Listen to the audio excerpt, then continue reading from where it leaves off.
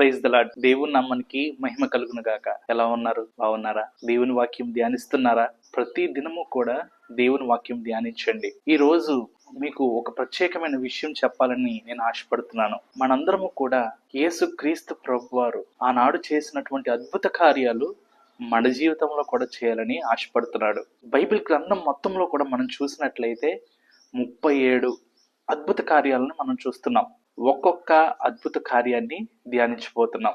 మొదటిగా మనం చూసినట్లయితే కానా అను ఊరిలో ఒక వివాహం జరిగింది. ఆ వివాహమునకు యేసు తల్లి, యేసు శిష్యులు, యేసు ప్రభువారు ఆ వివాహమునకు పిలువబడ్డారు. అక్కడ ఆ వివాహములో ద్రాక్షారసము అయిపోయింది.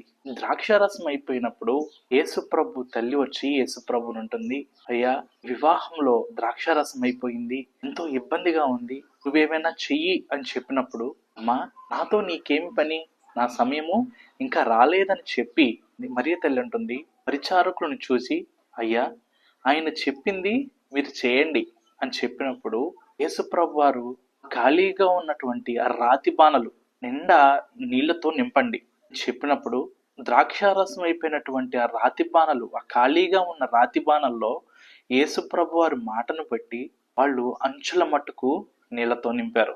నీళ్లతో నింపిన తరువాత యేసుప్రభు వారు చెప్తున్నారు, ముంచి విందు ప్రధాని వద్దకు తీసుకుని వెళ్ళండి అని చెప్పినప్పుడు ఆ విందు ప్రధాని వాటిని రుచి చూచినప్పుడు ముందుగా ఉన్నటువంటి ద్రాక్షారసము కంటే తర్వాత పోసినటువంటి ద్రాక్షారసము ఎంతో రుచిగా ఉంది అని చెప్పి సాక్ష్యం ఇస్తున్నాడు.